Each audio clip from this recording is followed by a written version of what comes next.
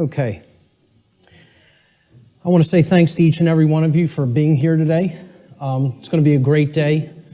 I'm going to go through what I consider to be the very heart of my material. And people ask me a lot. They say, you put out a lot of material on your website. What is the main thing? If you had to tell me the main thing that I should check out if I check out nothing else that's up there, what would it be? And I always tell them the same thing. It's the material on natural law. If nothing else, that's the material that you need to understand deeply. So that's what we're going to be covering here today in an extended presentation format. I want to go through a few things before we actually get started. So I call this section Before We Begin. And the word begin is actually important here because that's really what this presentation is actually about. It's initiation. This is an initiation into really, really deep, esoteric material that has been hidden from humanity for millennia. So I just want to ask people before we get started, how many of you are new or relatively new to my work? By a show of hands, please. That's excellent. This is great. That is great news. I am so glad to hear that. Okay? What I actually didn't want is to come here and talk to a bunch of people who are already totally familiar with my work and have already heard it. So this is great. Okay? How many of you here today feel that the human condition and life on earth for humanity right now is tolerable just the way that it is? By a show of hands. That's also pretty good, because if that was the case, I was going to say, there's nothing for you here today. There's the door. Okay? So that's good, that we're all hungry for change. One of the big complaints I hear about my work, when I check in on forums or something, or read some YouTube comments, many people will say, there's nothing new here. I've heard this before somewhere else. This person covers this. I've read this in this book. Well, ladies and gentlemen, I have news for you. There is nothing new here. I am not going to present anything new. I am not going to present anything that has not actually been in existence and will continue to be in existence. I'm not making up new material. I call myself, I would refer to myself, Art said it the other day, actually yesterday when we were having dinner. He said, I consider you an aggregator of material. And I love that term. I love that description of what I do. I am an aggregator. I bring things together into a tapestry and then help to explain it in simple and easy to understand terms so that people can readily absorb it, take it in, and then do something with that information. So you will not be seeing or hearing anything new here today, okay? As the old saying goes in all of the old mystery traditions, there is nothing new under the sun. And what that phrase actually means, many people don't know what that phrase means. It means that the truth, it is singular and eternal. Truth has always been here among us, and it will always be here. It is our perception that must be aligned with it. So there's nothing new you're going to hear today, okay? These are eternal truths that have always been here among us. Another aspect I want to cover before we get started is about my presentation style. This is another thing that I get a lot of complaints about, and it's something that I have no intention of changing. Okay? My presentation style has been described by some as extremely intense and at times even combative. This is a word many people will use to describe my presentation style. Some of you here today are very likely to be angered by some of the things you may hear me say during the duration of this seminar. And I say, so be it. That's okay. If you get angry, that's okay. The fact of the matter is that truth itself, by its very nature, is belligerent. And I'll actually be putting up a quote to that nature later on in the presentation. The reason truth is belligerent is because it actually is at war. It's at war with the lie. It's at war with deception. It's at war with mind control. So truth can be belligerent. Many people don't want to hear it when they first encounter it. So I tell people all the time, I don't do this. I don't present this information, okay, to be liked. I don't do this to make friends, okay? I'm not interested in making a whole bunch of new friends. If it happens, that's great. okay? But that's not the reason I do what I do. I don't do this to be popular. I don't do this to make money. It's not a popularity contest. Telling people many things that they don't want to hear is not going to make you popular, or it's not going to make you a whole lot of new friends, okay? So those aren't the reasons I do what I do. To be honest, and I tell people this, and sometimes they get upset by just hearing this, I don't even really want to do this, okay? I don't want to do this with my life. I don't want to do this with my time, okay? As I already know, understand, and live the information I'm going to present. So I get this. I know this, okay? I don't need to keep going over this over and over and over again for my own entertainment, okay? The reason that I actually do this is because I recognize that in a time of such overwhelming ignorance of this critical information, this information which is capable of saving humanity from its current condition, all right? The fact that I do already understand this information places me in a position of moral obligation and responsibility. That's why I do what I do. I'm in a position of moral obligation to speak this information to other people in an effort to help to get them to understand it and live it as well. And that is the reason I do this. Every person here today who wishes to take real world value, practical value from this seminar here today, I'm going to ask them to make a deliberate and conscious effort to do two things. The first is try to set aside, to the extent that you are capable of doing so, your perceptions of me as the presenter, okay? And this includes things like how you think I look, how you think I dress, the sound of my voice, my mannerisms, etc. Try to set those things aside to the extent that you're able to do it. And I know that's difficult for some. And I say this because paying attention to such trivialities will detract your own mental focus away from the information that is being presented today. And that's the worst thing that could happen, because it's the information that is important, not me. Try to ignore me and focus on the content, all right?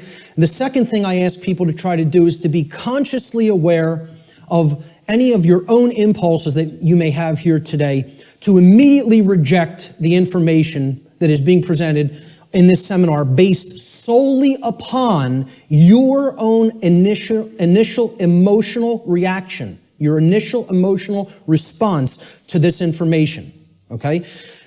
This is a logical fallacy, okay? You cannot think with the emotions. So if you hear something you don't like or that angers you, that's okay. Feel the emotion, but don't just immediately say, that can't be true. And don't believe me either. It's about checking it. It's about a process of truth discovery. It's about doing your own due diligence and actually researching this material, okay? But if you try to gauge the veracity, meaning the truthfulness of this information, solely based upon how it makes you feel when hearing it, you are committing a logical fallacy, okay? So I ask people to try as much as possible to suspend immediate reactions of disbelief, okay, and saying, no, I don't want to accept that, no, it can't be true, based on how something may make you feel that you hear today. That's very important to keep in mind. And lastly, this information, the entire seminar, is a tapestry, okay? It's like pieces of a huge jigsaw puzzle. All right? It is meant to be seen and taken as a whole in its entirety. Now, I know I'm asking a lot here too, because it's going to be a long day, okay? And my goal here, my work here, is to keep your interest and your attention and your focus throughout the entire course of this seminar. And that's a challenging thing to do. But what I'm asking people is, you have to try to see it as a whole, because if you took the time to be here, and you gave a monetary donation to be here, I'm highly recommending that you stay for the whole duration of the seminar. There's a reason for that. You're only going to get the full tapestry, especially if you're new to my work, by hearing this information in its entirety, okay? So if you don't do that, you'll probably not recognize the patterns, which is what this is all about. That's what this day is all about, pattern recognition, okay? that are inherent to this tapestry of information. And more likely than not, you'll have wasted the time that you took to be here today and wasted the money that you spent to be here today. So I don't want anybody to waste their time and their money and their attention, and I don't think you do either. So that's why I'm asking people, stay for the whole thing. You'll get the maximum value out of this seminar if you stay for its duration. So with that having been said, let's jump into the material. This presentation is called Natural Law, the Real Law of Attraction, and How to Apply It in Your Life. And I emphasize that term, real law of attraction. Many people will be familiar with the New Age variants of the so-called law or laws of attraction. And this is going to differ quite widely from what people have heard in the New Age community and in the New Age movement regarding what the law or laws of attraction are. These are the real laws of attraction you're going to be hearing today and hopefully understanding today. So let's start in. The first section is about teachability, the teachability of the student, okay? How does a student place themselves in the best position to learn?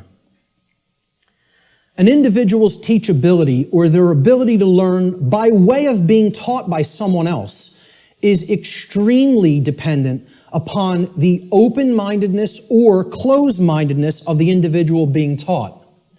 Low teachability derives from arrogance and rigid skepticism. But it also derives, low teachability also derives from naivete and gullibility.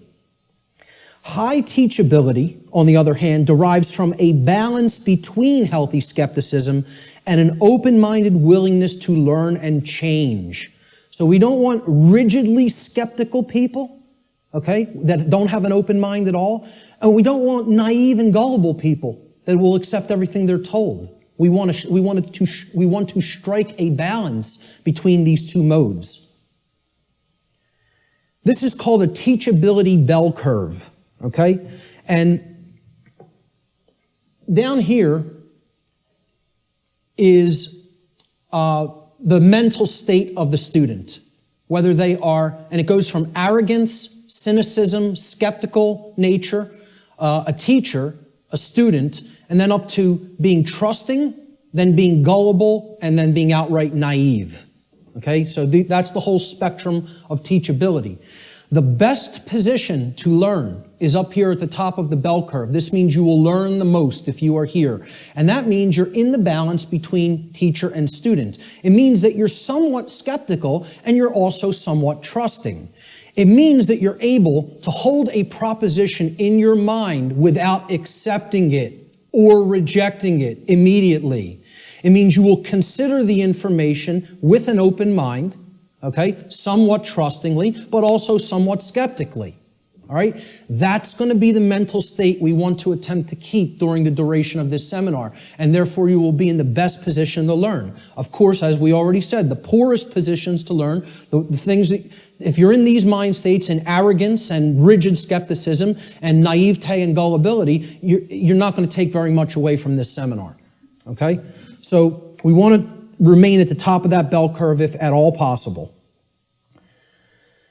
Human beings should consider with great care where their information comes from, the source for the information.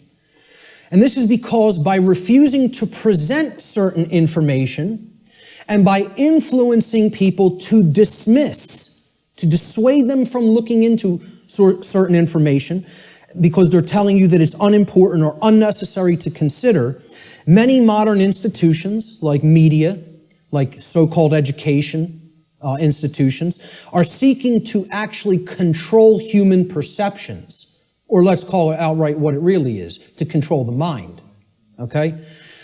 And therefore, to limit what human beings may even come to understand, and therefore by limiting what they are coming to understand, they're actually limiting what they're able to do, what they're able to change, what they're able to create in the world, okay? So you have to be skeptical of where your information comes from. And that's why I tell people at the very beginning in my lectures, do not believe me. The worst thing you could do is believe what I'm telling you. You need to look into it for yourself. And most of all, you need to do personal introspection to really feel inside of yourself whether this information resonates with truth. Everybody has that intuitive capacity. That also has to be turned on and engaged and used. All right? If anybody is coming to this seminar from the perspective of modern, organized, institutional bodies, meaning political thought, political agendas, political organizations, religion, religious thought, religious organizations. I'm talking about organized religion here, okay? What I call scientism. Not real science, but scientism. Science as set up by institutional bodies to be rigidly skeptical belief systems that blot out anything that could possibly say anything to the contrary of their pre-existing beliefs. I call that scientism. Okay? And of course, the New Age movement, which you could group that in with religion. It's just it's for those who don't fall into the religious mindset. This is an alternative religion proposed for them, and they call it the New Age movement. And I tell people, please don't think this is going to concur with any of these belief systems, with any of these boxes for consciousness. This presentation is going to shatter these boxes. It stands outside of all of these because these are limiters for perception and thought. They want to place everything in a box, say nothing outside of this box is fit for human consumption, so do not go there. And as a result, they act as a mind control influence. The other and biggest limiter of the human perceptions and the mind, and ultimately of our behavior, is money itself. If you want to talk about the biggest religion, if these other religions aren't big enough and powerful enough for you, there's the one that is the ultimate power in the world, the ultimate religion, the God of this world, if you will. Okay? So what I'm basically saying here is if you're already in a mindset approaching the, let's call it the discovery of reality or the exploration of reality from any of these perspectives, you will be sorely disappointed here today by what you're going to hear. Because the information here falls well outside of any of these institutional limiters for consciousness. Okay? The requirements for creating change and the role of knowledge. Let's talk about these concepts for a moment. Human beings everywhere say that they want certain things in their life. And they say that they want certain things to be present for all humanity. Okay? We say we want certain conditions to be present for ourselves and our species as a whole. And we say we want things such as happiness, health, peace, prosperity, freedom, etc. And all these things are great things to aspire to. And we say we want them. Most people will say and tell you we want these things. All right? However, I don't really feel that they're truly being honest with themselves. Okay? They'll say they want them, but then when you tell them, well, those aren't automatic conditions. They don't just magically manifest. Okay? There are requirements for obtaining these conditions. Okay? And people wouldn't say they want these conditions if these conditions were already omnipresent. Right? They're saying that they want something because they don't have it at all, or at least in fullness. Right? So when you tell them there's requirements for obtaining them, many people will say, oh, well, I may not be willing to go there. I may not want to exert that much effort. And they believe that somehow they're going to magically get these things. Right? Well, this is what the real laws of attraction are about. It's explaining conditions that you want don't just automatically manifest by thinking of them or just having a feeling about them. This is a New Age deception. There are requirements for obtaining the conditions that we say we want. Requirement exists in nature. It does exist. If you want something to be different than the way that it already is, than the default conditions, then requirement exists. If you're okay with things being the way that they are now, requirement doesn't exist. There are no requirements to creating change. You just accept the default conditions the way they are now and go on with your existence and accept it's going to be this way and possibly get worse. But if you want real change to happen, requirements exist. And this is what many New Age teachers will not tell you, or they'll outright deny that requirements exist for creating real change. Specific requirements exist in order for human beings to obtain the conditions that they say they want.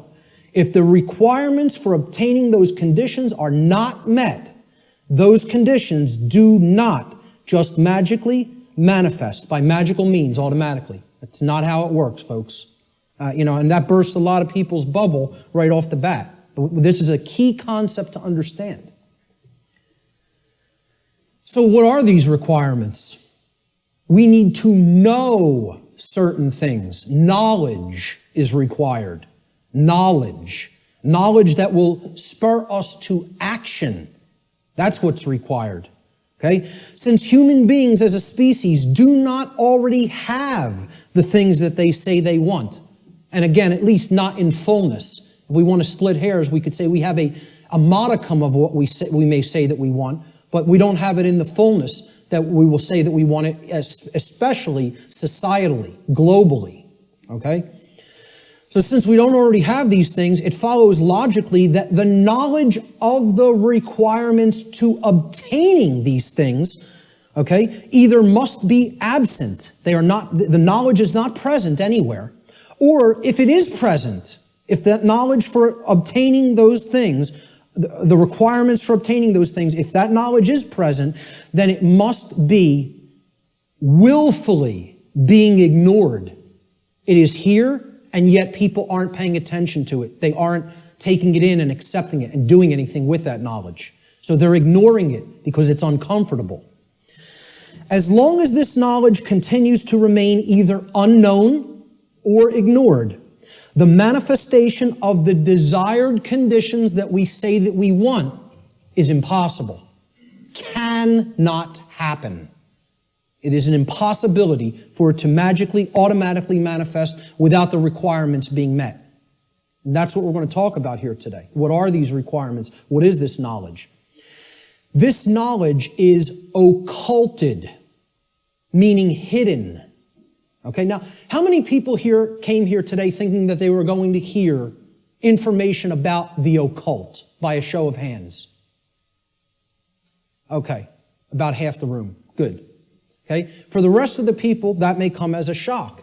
But what you have to understand right off the bat is that the word occult, it's simply derived from Latin, the Latin adjective occultus. Occultus in Latin means hidden, hidden from sight. And it's derived from the Latin noun oculus, which means eye. Okay?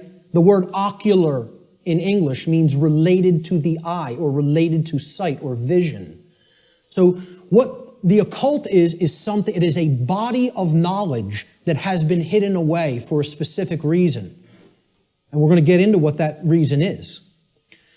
Okay, so from the term oculus or eye in Latin comes the verb occultare. Occultare means to hide, to conceal, or to keep secret. To keep hidden from the eye so that it cannot be seen. The information regarding natural law is occulted knowledge. It is knowledge that has been hidden from humanity. Okay, it's held by the few. Which is represented here at the top of this pyramid. You can look at this as a pyramid representing knowledge or ignorance. At the top of the pyramid, you have knowledge. It's the higher you go in the pyramid, the more knowledge. Okay? But the pyramid tapers because at the top, very few people understand that information. Very few people have that knowledge and have actually integrated it into themselves to the point where it becomes understanding. All right? Down here, you have no knowledge, the ignorant masses, okay? And up here, you have the people who are in the know, right? Who have this knowledge about how natural law works and are actually using it for a certain reason. We're going to get to that next, what that is. So please, as you go through this seminar, please keep in mind, if I ever use the term occult, all I'm talking about here is hidden knowledge. That's what it means. Occulted knowledge is hidden. Now, why would anybody want to hide knowledge that is extremely important? Well, there's a very specific reason, all right? But before we even get to that, we have to talk about what is this occulted knowledge? What is the body of knowledge? What does it comprise? When I'm saying the occult, the knowledge of the occult, what do I mean by that? All right? Occult knowledge constitutes two things. There's two general bodies of occult knowledge. In the actual mystery traditions and in occult schools, they talk about these as arcana, A-R-C-A-N-A, arcana. The word arcana is also Latin. It means knowledge. Okay? That's all it means. So there's two bodies of knowledge. There's one body of knowledge in the occult called lesser arcana, the lesser arcana or the minor arcana. This means the knowledge of the microcosm, the knowledge of the small things. Okay? It doesn't mean it's less important. It means it's dealing with the individual units of consciousness, the human psyche, the psyche of the individual. Okay? So the first major body of occult knowledge constitutes knowledge of human consciousness, how it works, how it operates, what our motivations are, things like that. Okay? The second body of occult knowledge is called the greater arcana or the major arcana. All right? And again, this doesn't refer to that it's more important. It refers to it is the macrocosmic understanding, the understanding of the very large laws of nature that govern the macrocosm. Okay? So universal laws are part of the greater arcana of occult knowledge. And what I call here today, under the umbrella, the term natural law, falls into that second category of greater knowledge, the greater arcana of occult knowledge. Okay? And what these natural laws are unseen and universal spiritual laws. We could talk about the word natural here too. Natural is derived from Egyptian and other Middle Eastern tradition languages. Okay? The word neter in Egyptian, which would have been spelled without vowels, if we transliterated it, it would be N-T-R in English. Neter means spirit in Egyptian, in ancient Egyptian.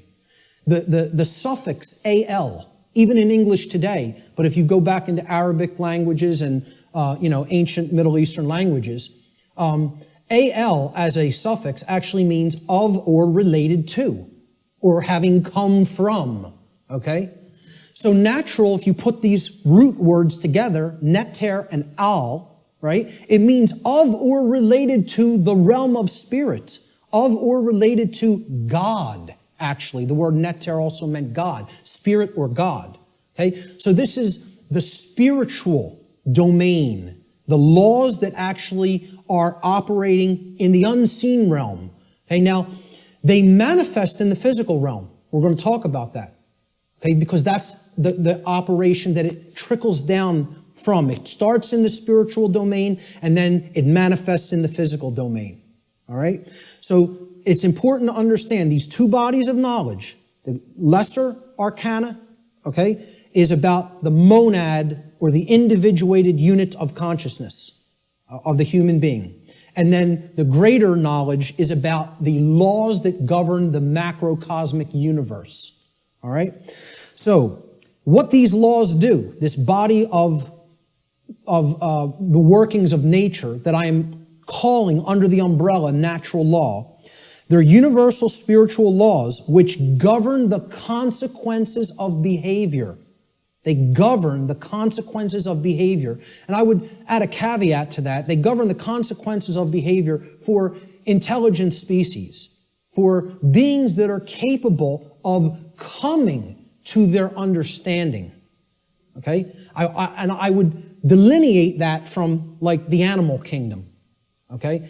The animal kingdom is not held to the same standard as human beings when it comes to this body of information, because I don't think you're going to sit down with your cat and explain natural law to it.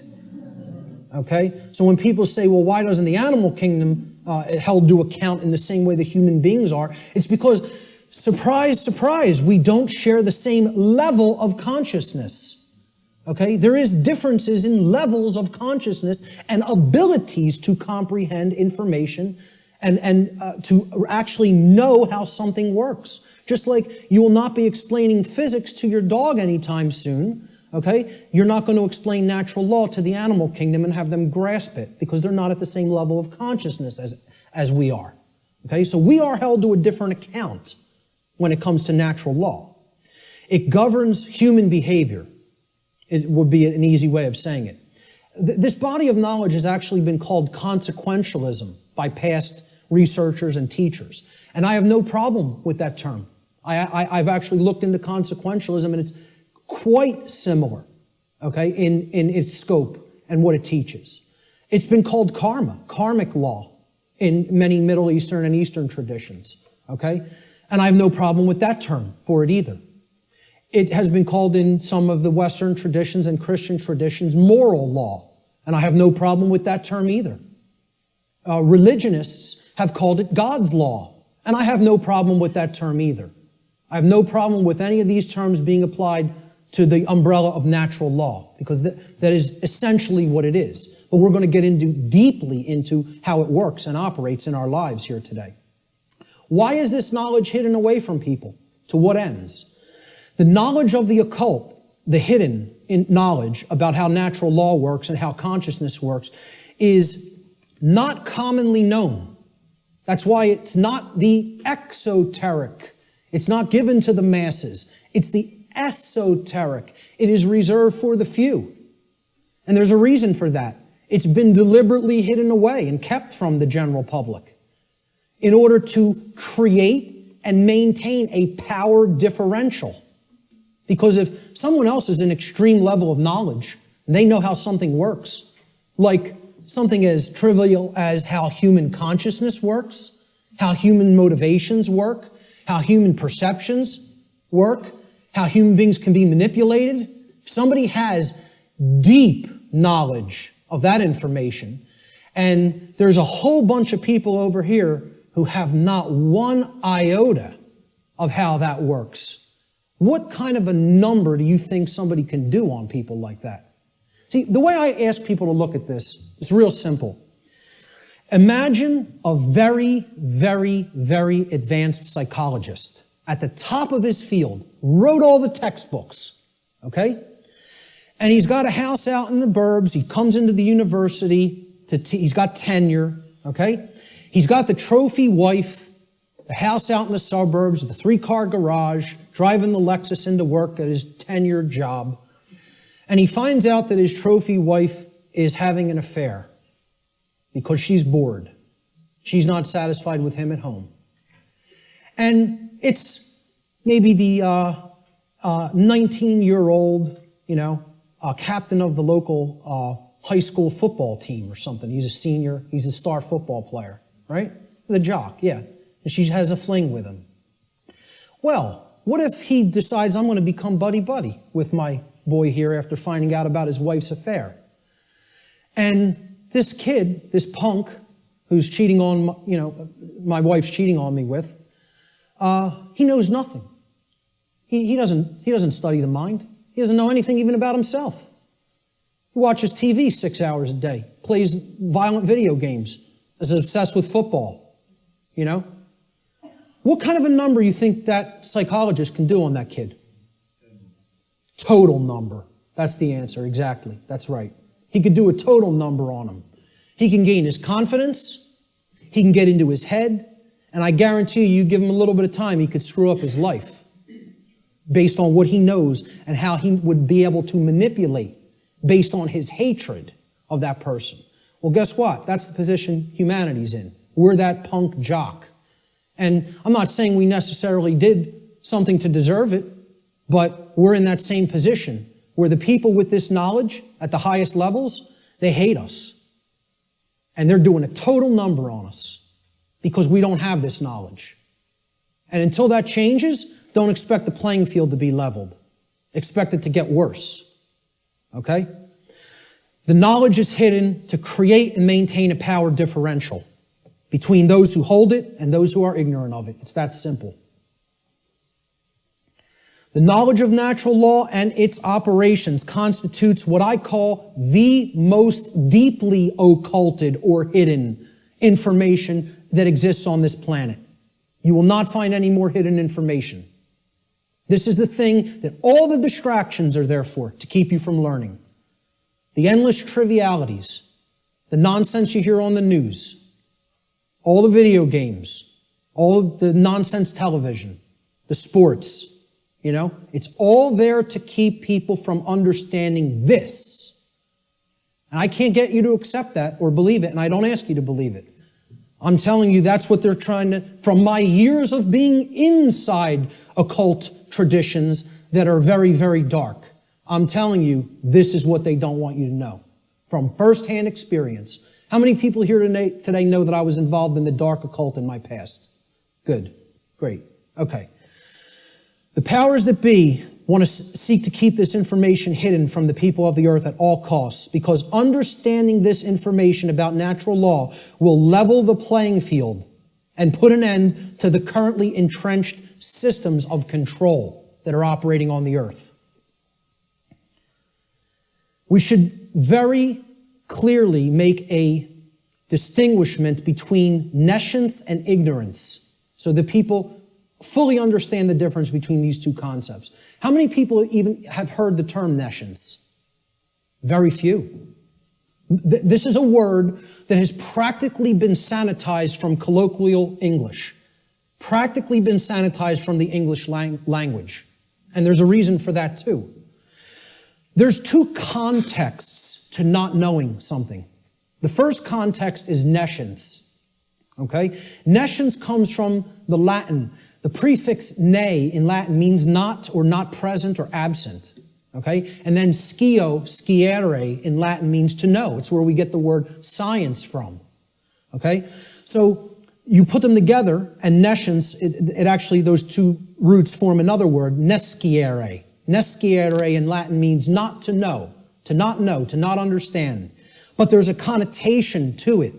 It means to not understand because the specific information that you may be having a desire to understand is completely absent. It is not present, and you cannot actually aggregate that information. You can't bring those pieces of grammar together to form the sentence. Okay? It's not present. Okay? So you don't have it at all. It's unattainable.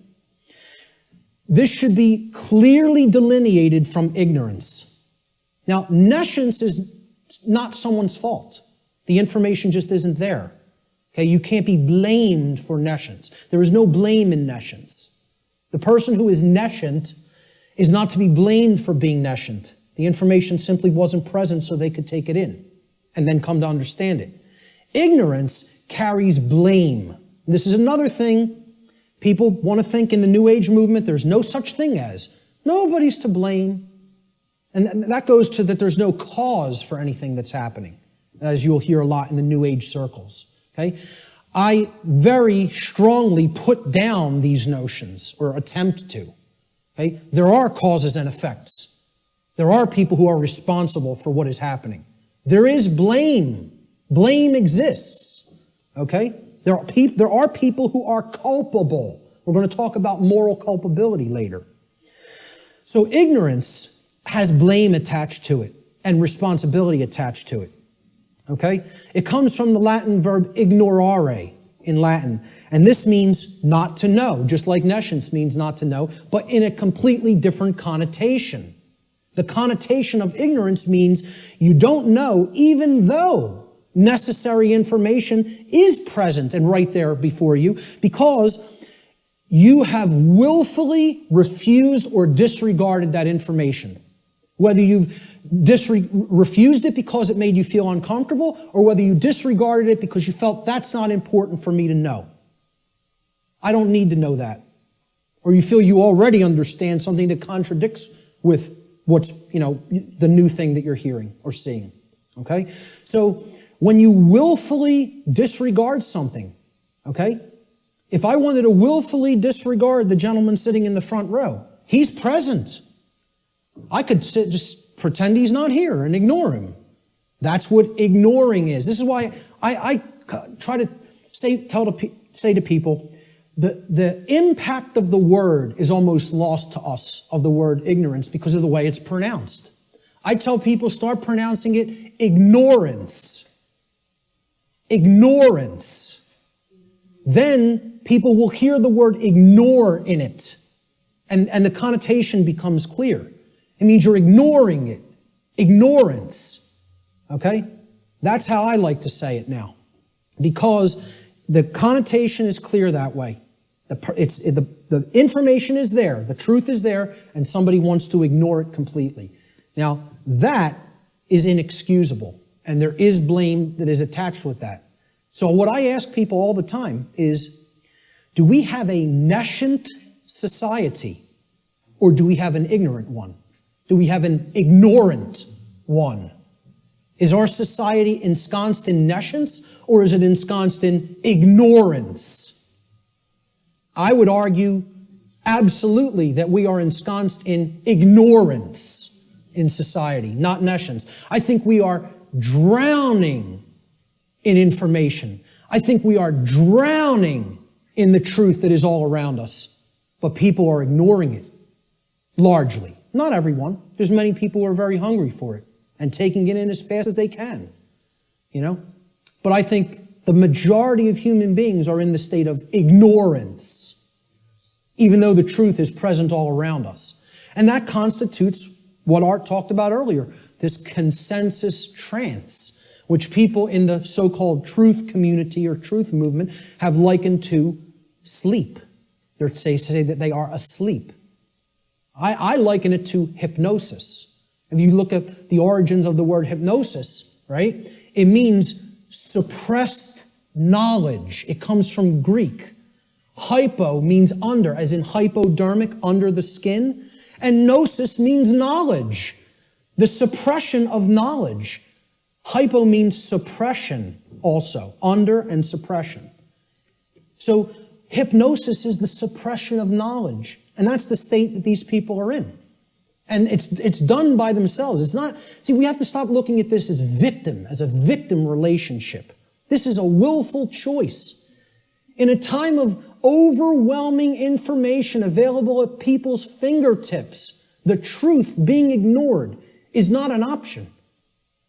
It's a willful decision that people are making. And it's a decision that they should be held accountable to because of what is going on, that they are ignoring, what they are allowing to go on in their name and not saying a thing about it.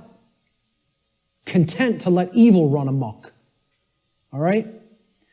And then people will wonder, why are we losing freedom? Why is freedom on the wane? Why is totalitarianism and tyranny rising up? Why do we see so much control and obsession with control in our society? They'll see that. Many of them will see the rising police state.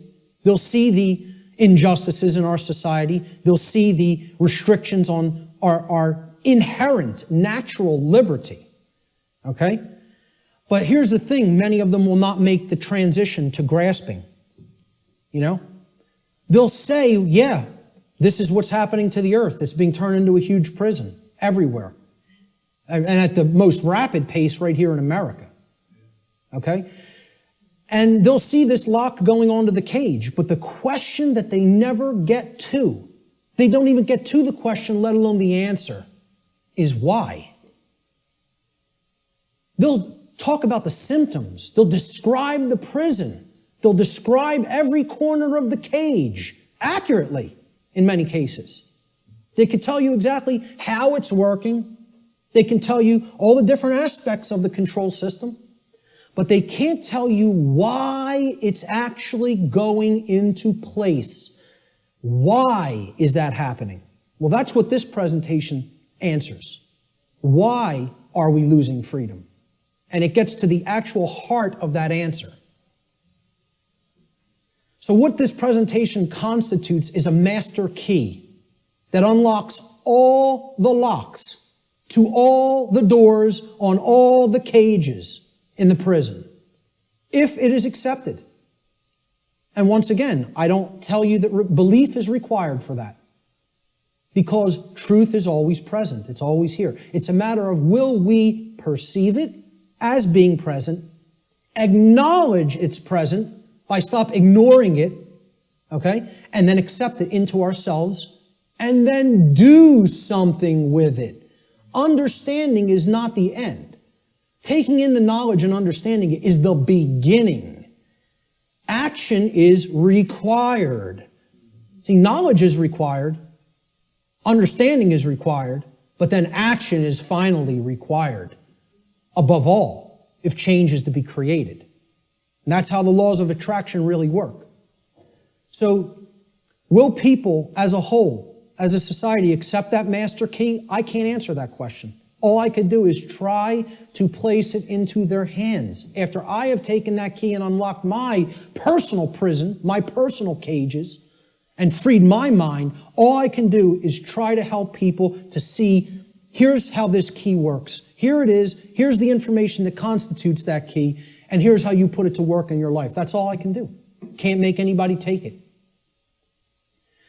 Let's look at what problem solving entails, because that's really critical to understand if we're going to get past this stage and where we're at in our stifled evolutionary development as a species.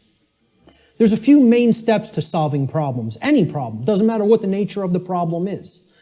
The first is you have to recognize that the problem exists. Recognize that there is a problem to begin with. And I think by asking the question, is everybody content with the way things are? Nobody raised their hand. I think that's great, because it at least acknowledges to me the people here today recognize we have a problem. And that's healthy. That's good. Okay? Many people out there don't believe we have a problem. You know, they like this place. They like the world the way that it is. You know, which is unfathomable to me, because to me it's a living hell. And that's not because of how my own personal life is going.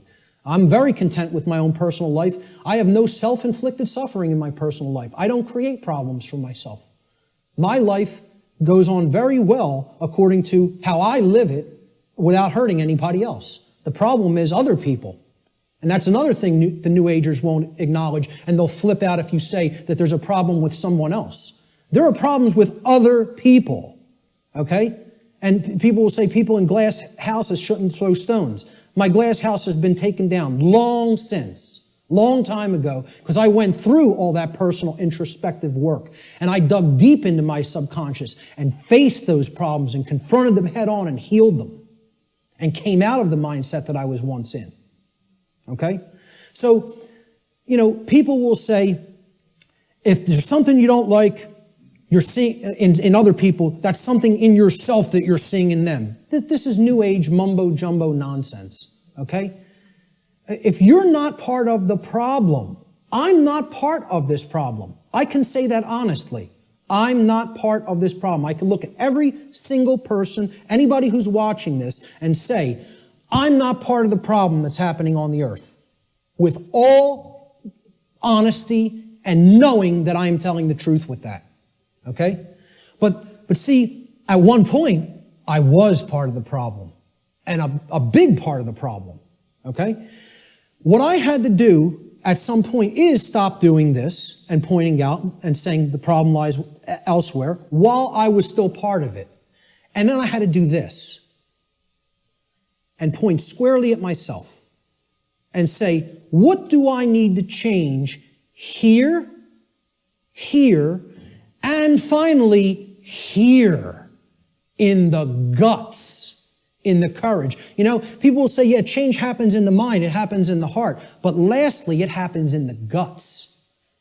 We need to generate what I call the heart, mind, guts. Okay?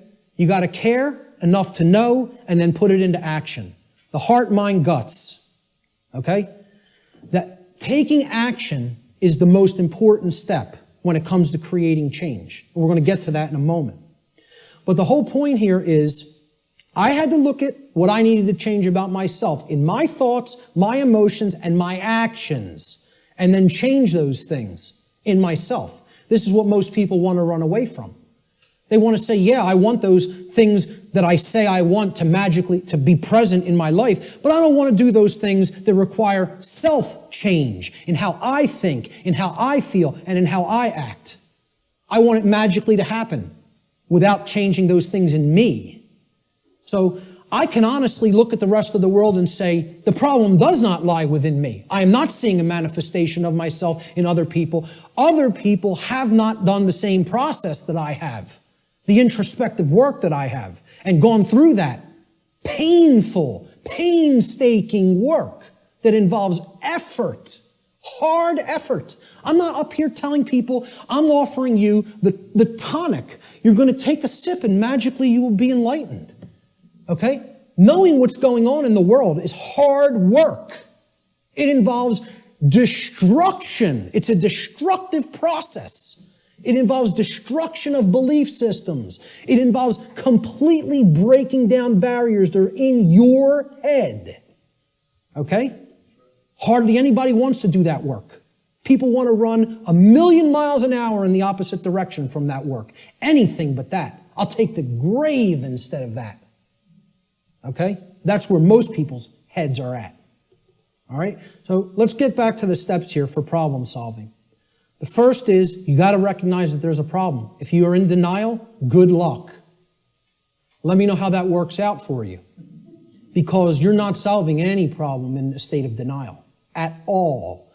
Fear-based denial of the problem must first be dealt with and conquered and stamped out. And you have to acknowledge how bad it is. You know? People feel symptoms coming on of a disease or something and they want to ignore it because they don't want to believe I'm sick.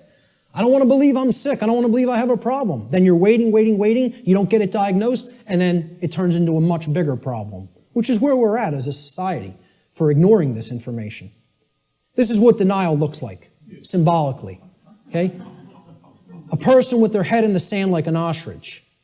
And please take note, ladies and gentlemen, when you're in this position, when you're in the position of denial with your head in the sand, you're on your knees with your ass in the air.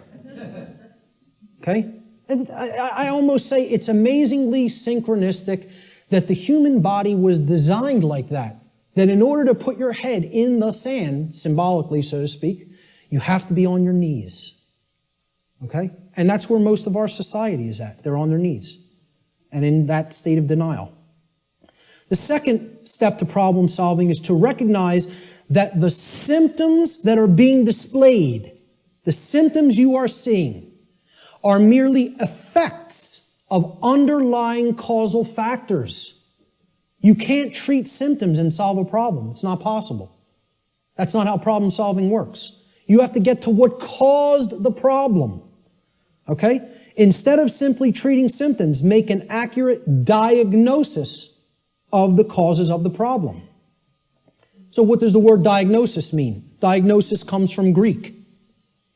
The preposition dia, transliterated there in the parentheses, you see it in Greek script. Okay? It means through or by way of. So by a method, by a particular method. All right? And the second part of diagnosis is the Greek noun gnosis. Gnosis means knowledge in Greek. So what a diagnosis means is through knowledge or by way of knowledge. You're going to solve the problem by way of knowledge. There is knowledge that acts as the requirement to solving the problem and getting what you want. And here's another thing, and I'm going to keep going back to this. It's going to be like an undercurrent in this. Because the New Age community, I'm going to become a more outspoken opponent of New Age ideologies because they are lying to people, whether it be through direct, willful deception or whether it be through useful dupes and useful idiots. They are telling people things that are completely inaccurate to how things really work. All right? Because they want to keep people suppressed and non-active. They want people in acceptance mode of everything. Accept, never rebel.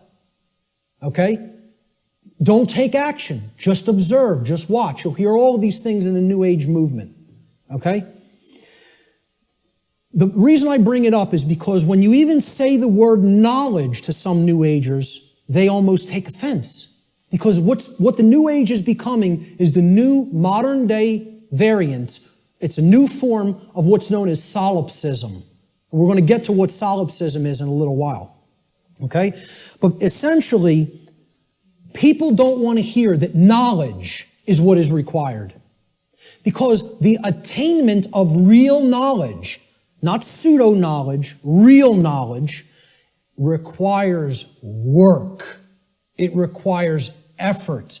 It requires reading. It requires listening. It requires watching.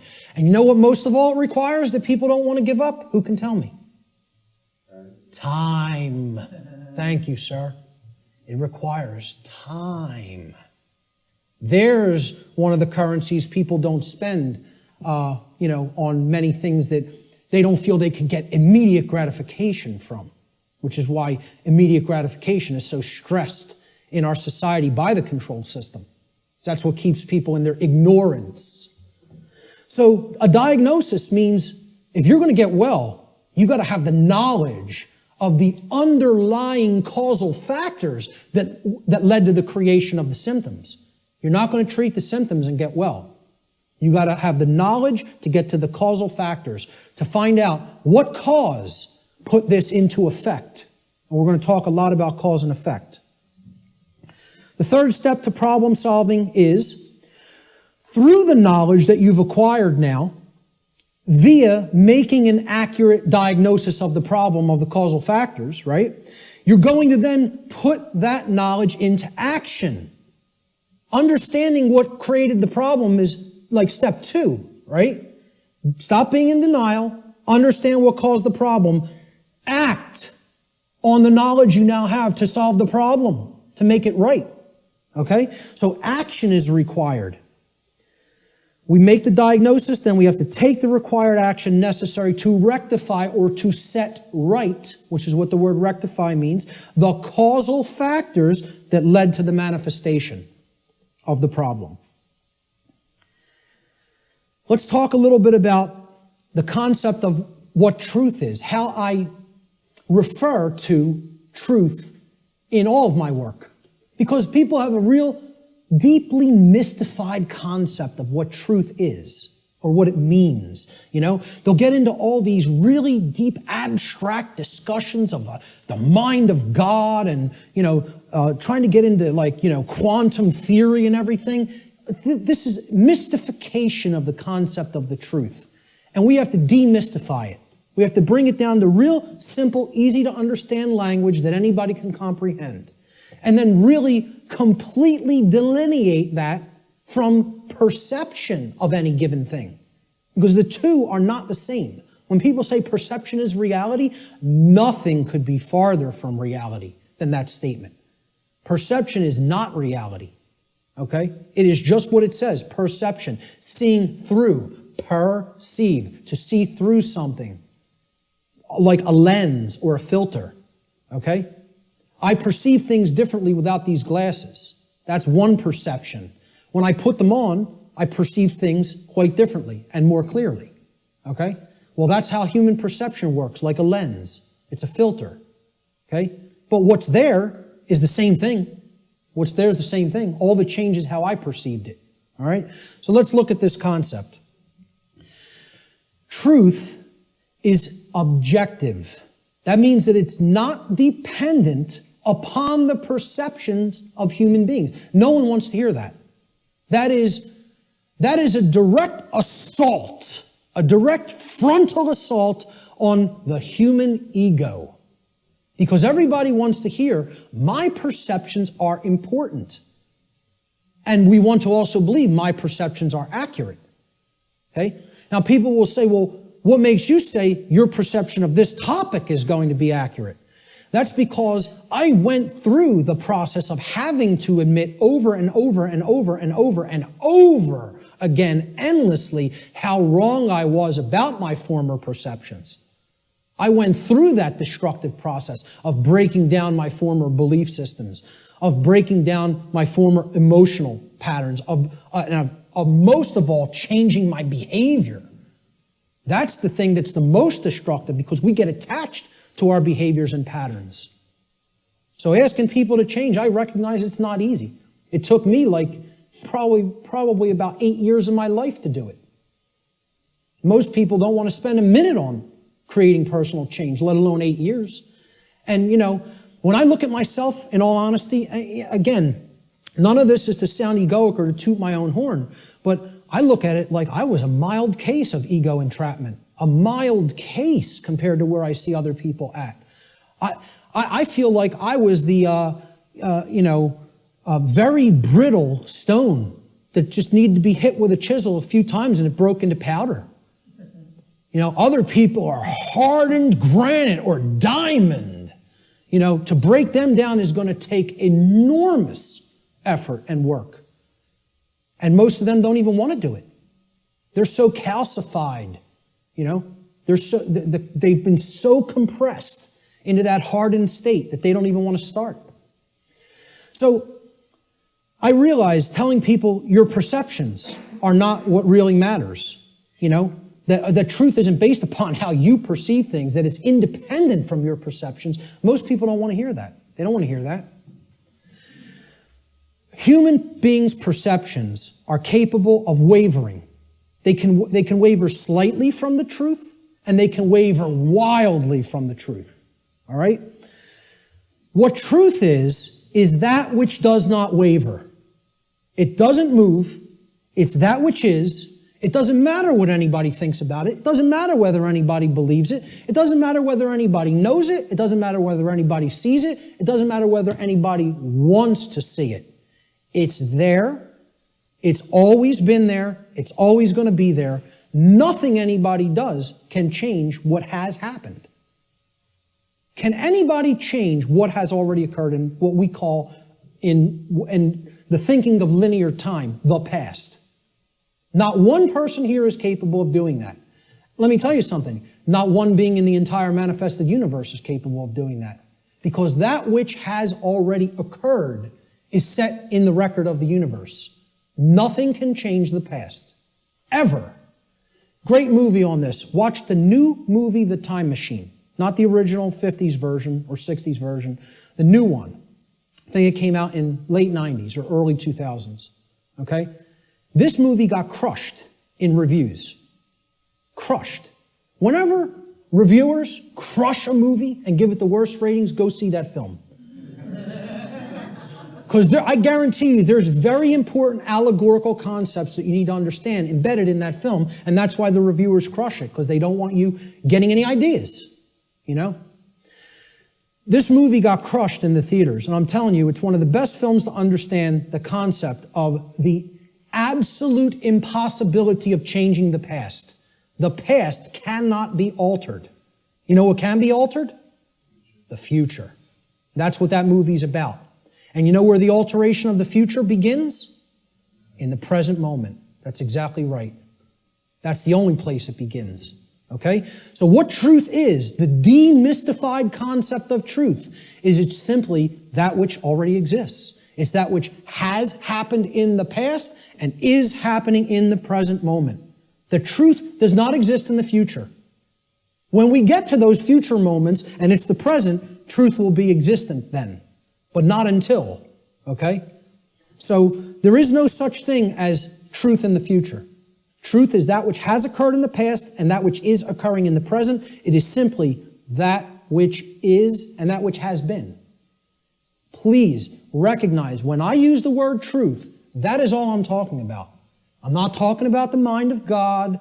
I'm not talking about the entire reason for the existence of the universe. I'm talking about the events that have taken place in the past and are taking place in the present. That's all. And guess what? That's all the truth is. It doesn't need to be any more complicated than that. Okay? You want to make it more complicated than that, call it something other than truth so as not to confuse people to what truth really is. Truth versus human perception. Okay? Now, I want to ask people to imagine, see these white lines? Imagine these white lines that do not waver as truth. And imagine that the perception that is set against the truth, we're going to take three different individuals. This is individual A, this is individual B, this is individual C. Okay? Their ability to perceive What has occurred and what is occurring is what I would refer to as consciousness. Okay? Consciousness is a being's ability to recognize patterns and meaning with respect to those patterns. Meaning you have an accurate understanding of what's taking place within and around you, or you have an inaccurate understanding of what's taking place in and around you. If your consciousness is high, meaning it's at a high frequency, okay, that means you're going to have more of an ability to understand and recognize the patterns. If your consciousness is low, you're at a low frequency, you're going to see the pattern less. You're not going to accurately perceive. So I liken this to a waveform. In simple, physics, a wave, this is a simple sine wave, okay? It has its crest here and its trough here, okay? And then the pattern repeats, goes up to the crest, down to the trough, and it repeats over again. The distance between the either crests or troughs of the wave is called the wavelength, okay? The longer the wavelength, the shorter the frequency. What that means is how frequently is it going to be intercepting the line that represents truth? How frequently is it going to be aligned with this line, which we are calling truth? Okay? Now, can everybody just, with that explanation, understand this simple model and what I'm talking about here? Is that clear? Okay, because it's important. Because this is a low frequency vibration. It's a low frequency wave. A wave like this, if it was an audio wave, would produce a low frequency, would produce a low bass tone. Okay? As we go up to a higher frequency, you can see the wavelength is shorter, meaning that it intercepts the line which represents truth much more frequently. We can count them. 1, 2, 3, 4, 5 here. 1, 2, 3, 4, 5, 6, 7, 8, 9 there. Okay? So this is a higher frequency vibration. And we go up to an even higher frequency. Let's say person C has this consciousness. They have a higher frequency. Okay? And they're intercepting the line that represents truth, much more frequency. I won't count those out because there's a lot of them, okay? The higher the frequency, the more in tune with truth we are. What would happen if this frequency became infinitely high? What would it become? It would be indistinguishable from a line. And therefore, someone would be aligned to that which is. The higher the level of consciousness or frequency, which is their perception of reality being accurate, okay? Not wavering as much from the truth, because it's hitting it in more places. We would basically, this wave would turn into a line at some point, the higher the frequency went. Think about this in sound, right? You hear a low bass tone, it's like, then it goes up, and it would go eventually outside the range of human hearing, because the frequency went so high. Same concept here. The higher the frequency, the higher the perception of reality, the quality of the perception is going to be. Okay? The concept to keep in mind here is perception is not reality. It's the filter we see reality through. What the human being's work is to do is to align their perception to the reality which exists, which is truth. We need to set aside what we want the truth to be and look at what it is. What it is altogether different than what we want it to be. But until we recognize what it is, we're not even in a position to make an accurate diagnosis of what's going on and therefore create what we want it to be. So I'm going to give the first quote here. It comes from a gentleman I personally greatly respect. How many people are familiar with Travis Walton, by a show of hands? Hardly anybody in the room. Wow, 2 people. Amazing. And I know Barb is in the back because we've met him personally. I spoke with this gentleman at a conference last year in 2012. And I just want to say, I just think he's a totally genuine individual. I don't care what anybody thinks of me saying that, okay? I believe him. Do I know factually that what he claims happened to him did? No, I do not. But I believe what he is saying for a reason. When I am around somebody, especially for any length of time, I think my intuition is good that I can get a feel for their heart, okay? And when he's telling you stuff, it's very consistent. And in his book, he asked people, you need to listen to my whole story, suspend your disbelief for a minute, and then do your research and then make a judgment call. Do you want to believe me? Do you think I'm telling you the truth? Do you think I'm lying to you? And then make up your own mind. Okay? And who Travis Walton is, he was claims that he was an abductee, that he was taken on board an extraterrestrial craft at a point in his life. He disappeared for days. They were out looking for him, and his best friends were accused of murdering him. And he shows up 5 days later in like deplorable conditions, out on a country road someplace. But anyway, again, I spoke with him back in 2012. I just bumped into him again. We were just at a conference. I'm bringing this up for a reason. We were just at a conference in Philadelphia where he spoke. And this quote, I feel I would start, if I was going to quote somebody, I was going to make this like the first quote in the presentation today. Travis Walton says in his book, which is called Fire in the Sky, he said, I have come to realize that the biggest problem anywhere in the world, the biggest problem anywhere in the world is that people's perceptions of reality are compulsively filtered through the screening mesh of what they want and do not want to be true. Now, when I read that in his book, I got chills up and down my spine. Because I said, this meshes exactly with what I'm talking about in my section, in my presentation called Truth versus Perception. And he's encapsulating it in a sentence perfectly. All right? We want things to be true. That doesn't make it so. That's not what makes truth the way that it is. What makes truth is the way that it is what behaviors were taken and what is the actual effect in the manifested world. That's how things are. Okay? It doesn't matter how we want them to be. They may be a completely different way right now than we want them to be. And I would say for the people in this room, they are a completely different way than we want them to be. But most people in the world think, they kind of believe that they're the arbiter of truth. And that's a bad place to be in. That's a very, very low level of consciousness. To think that if I don't believe that it's this way, it's not this way. Many people are trapped in that state of mind. Okay? Now, the reason I even bring this up and included Travis's quote here is at this conference that we were just at a couple of weeks ago. Okay? I didn't speak at it. I tabled at it. A woman came up to my table and she picked up my New Age Bullshit DVD, which is available here today in the back. And she said, "What's this about?" With a real skeptical look. And I explained, well, it's a 7-hour extended video podcast that has many, many slides, okay? I gave a shortened version of it at the Free Your Mind conference in Philadelphia. And this is the extended version that goes deeply into the deception of the New Age movement and how it is a religion that is designed to suppress the masculine side of the personality, which is the side that actually takes action and creates change. Okay? And that's, of course, pushed by the sacred feminine, which is care and creativity, and compassion.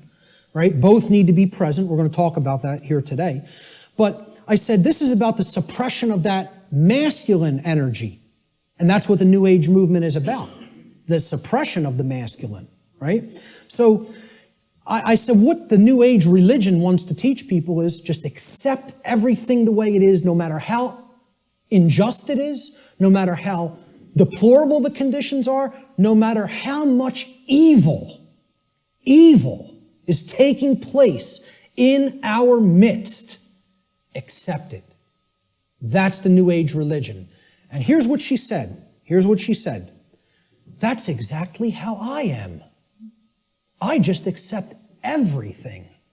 I don't make any judgments on anything that occurs, no matter what it is, no matter how it's perceived. You want to perceive it as evil? That's your judgment. I said, yes, it is my judgment. You know why? Because it's evil. It really is. There is such a thing. I said, and you're content to let evil run amok and take this whole world because you don't want to act. Because what's really there is cowardice. That's what it really is. Okay? She didn't want to hear that.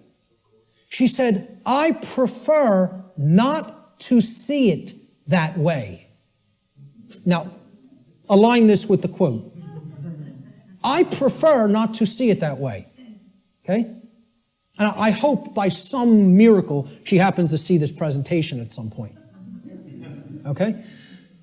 And, you know, in hindsight, I didn't say this to her on the spot, but I thought about it for a little bit the next day. And what I should have really said is, no, you prefer not to see, period. That's the truth. Okay? So I prefer not to see it that way means, no, I want to ignore reality. I want to believe what I want to be true is the way that it already is. And this is what the New Age hoax is peddling to people. Okay? So, great quote that I thought accurately sums it all up. See, this woman also told me that she is a follower, quote unquote, of the New Age ideology that is referred to as the Course in Miracles. How many people have even heard of this? A lot of people. Okay? You know what that is? It's called solipsism, wrapped in a nice, neat new package. Solipsism. How many people are familiar with the ideology called solipsism? Good. More than I would have thought. Most people have never heard of this. Okay? Solipsism is a completely egoic and destructive ideology that has absolutely no bearing or resemblance to truth in any way. And the people who are solipsists are mentally ill. I'm not even going to provide any evidence of that. I'm telling you, you need to research this religion and sickness for yourself. It's a mental illness. A solipsist is a mentally ill person who should probably be somehow removed, segregated from society, and institutionalized until they are made well, because they are a destructive influence on society. This is what I focused on podcast number 1 of my podcast series and radio shows. I went into the ideology of what solipsism is and how destructive it is and how it's a religion. Okay? What this is, well, first of all, let's look at the word. And you'll notice I'll be breaking down words all day long. Because if you don't understand where words came from, you don't really understand what they really were intended to mean. Regardless of whatever connotation they may have taken on in the modern world, the intended meaning of the word, the original meaning, is derived from its etymological derivation. You need to go into the ancient languages, Latin and Greek roots and other languages, Germanic, Arabic, etc., and you need to break down the words from their etymological origins. Then you will understand their real meaning. And I'm telling you, you do this, and the top of your head will blow off by what you will find, by what words we speak on a daily basis actually mean. And we have no idea what they mean. Okay? So the word solipsism comes from the Latin adjective solus, which means alone or one. And then the Latin pronoun ipse, which means self, myself, etc. Okay? The ideology of solipsism is that nothing exists outside of me. I'm the only being that exists in creation. Or essentially, it's another way of saying I'm God. Okay? That my perception is the only real perception and no one else is here. Now imagine that. Now, what I'm essentially telling the audience here today is your perceptions are not the truth. You have to work to align your perceptions with the truth. That's damaging enough to the human ego, okay? If I just said, none of you exist, I'm only perceiving your existence, I'm the only one who exists, imagine how egoic that statement is, and actually how demoralizing it is to other people. You're even telling them, I don't even consider that you exist. That's what a solipsist is. They believe the universe is a big illusion created somehow for their amusement. And that there's no objective reality, that you don't exist, you don't exist, you don't exist, you don't exist. I'm the only one who exists. And that's not mental illness. We don't diagnose that as mental illness. Okay? I don't care if you want to accept the notion everything is one. I personally accept that notion. I do accept that we are all one. That doesn't mean you're not existent in the physical domain right now as I'm talking to you. Of course we all exist here. We are in the physical domain. Okay? The whole point is, these people want to believe the entire spiritual physical domain is such an illusion that nothing that takes place in it matters or has any significance and should just be watched and nothing should be done to change it. And let me explain what this is, folks. When I was a Satanist, okay, and I was working inside the Church of Satan and other dark occult organizations, they have a set of sins, believe it or not. They don't look at them as sins in the same way that, religionists look at sin. But they have the things that, these are behaviors and thought patterns that should not be engaged in by the dark occultist themselves, by the magician, if you will. You are not to engage in these behaviors, but we are to peddle them to other people. We are to get them to engage in these behaviors. Okay? You know what the first one is? No, it's not. That's the second or third. I think it's the third, if I'm not mistaken. I don't have the list handy. But the first one is stupidity. That's the first satanic sin. Okay? For the dark occultist. But they want other people in deep stupidity. They want other people in deep ignorance. The idea here is we will know it all. We will know the truth so that we can control others and keep them a dumbed down herd. Okay? There's a bunch of other ones, but I think the second or third is solipsism. Solipsism is one of the biggest sin for Satanists and dark Luciferians and dark occultists. They don't want any of their membership believing in this mental illness nonsense. Okay? But they want to propagate it and peddle it. They want to do that. And they told me personally, higher ups in this network told me personally when I was working with them, wait until you see the New Age books that our membership, will be writing, or either writing ourselves or putting into the hands of useful dupes to write and put out there. We'll be giving them the idea, they'll write it for us, put it out there as their own idea. And they said, we are going to propagate and peddle solipsism like you have never seen. And you know what? When they say something, they do it. I'm serious. They're aligned. Their act is together. They act on the same page. And for that, I have respect for them as an enemy. And I don't take anything they do lightly. I recognize they have the will. They're not like the rest of humanity. They align their thoughts, their knowledge, with their version of care.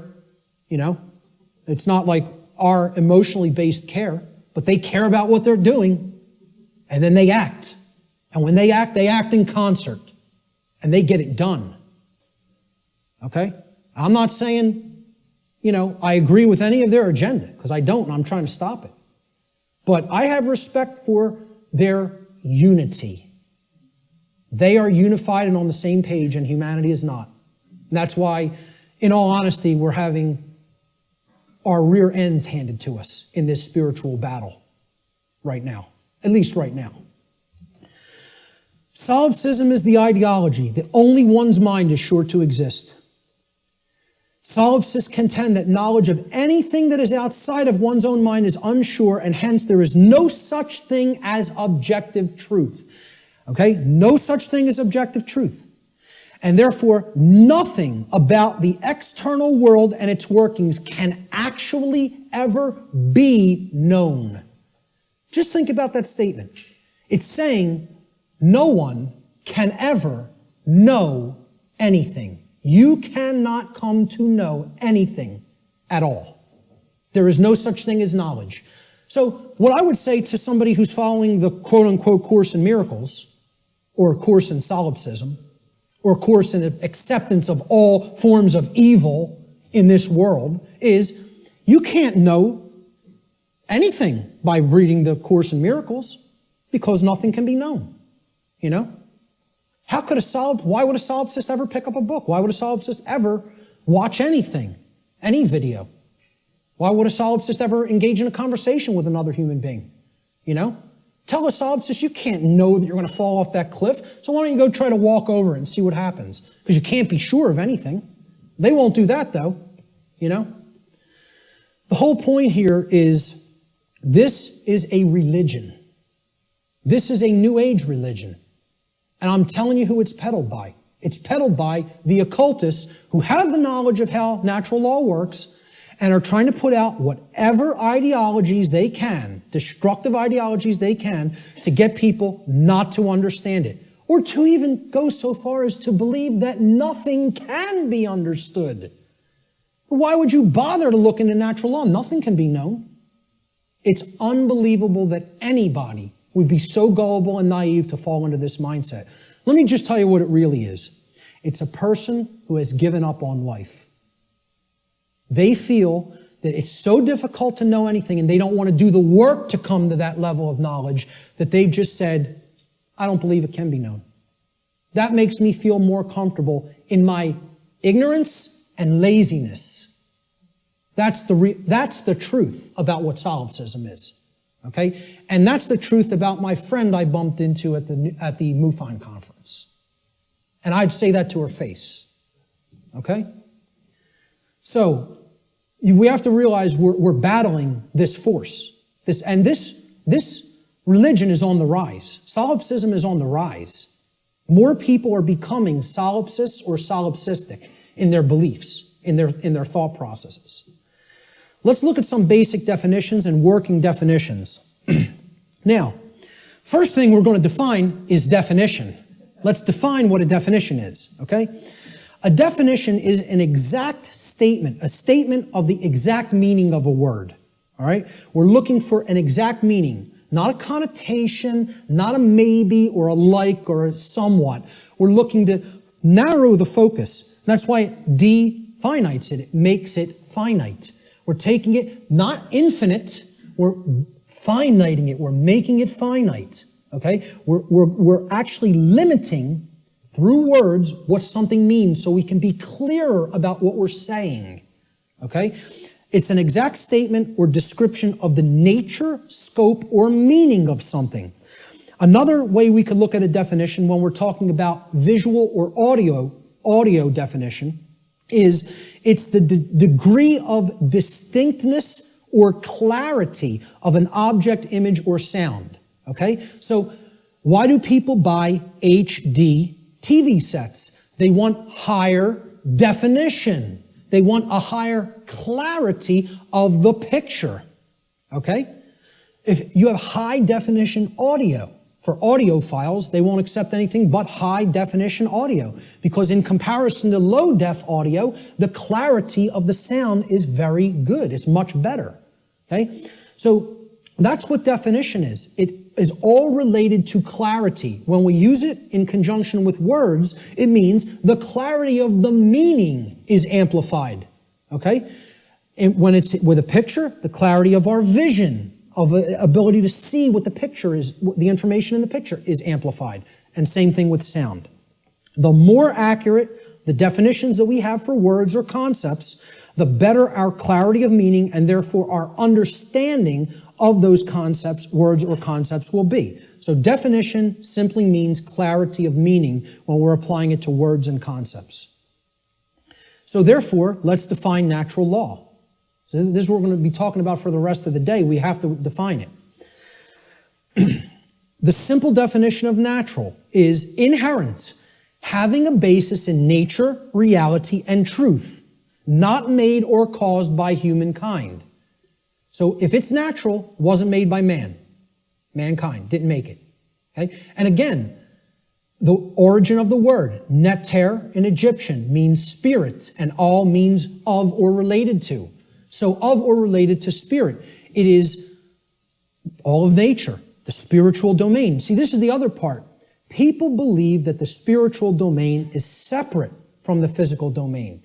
This is a huge thread and a huge central focus in all of my work. If you think the spiritual domain is not where you are at now because you're in the physical domain, you're mistaken. If you think that the spiritual domain is someplace other than the physical domain, you're also mistaken. If you place emphasis on one above the other and say, well, this one takes precedence and this one's not important. Either way you do it, whether you say the spiritual is more important and the world of matter should not be given any significance, it's imbalance. And it's not true. Okay? Or if you say, hey, like scientism does in many, left brain scientism, the material world is all that there is. This is just a dead mechanized clockwork called the universe, and it happened by accident for no reason. And there's no such thing as the spiritual domain. Both of these worldviews, and we're going to get to a breakdown of these worldviews, they're completely inaccurate, they're not based in truth, and most of all, they're based on brain imbalance. And we're going to see how one of these worldviews or another develops when either the left brain hemisphere or the right brain hemisphere has taken precedence and dominance within the individual consciousness.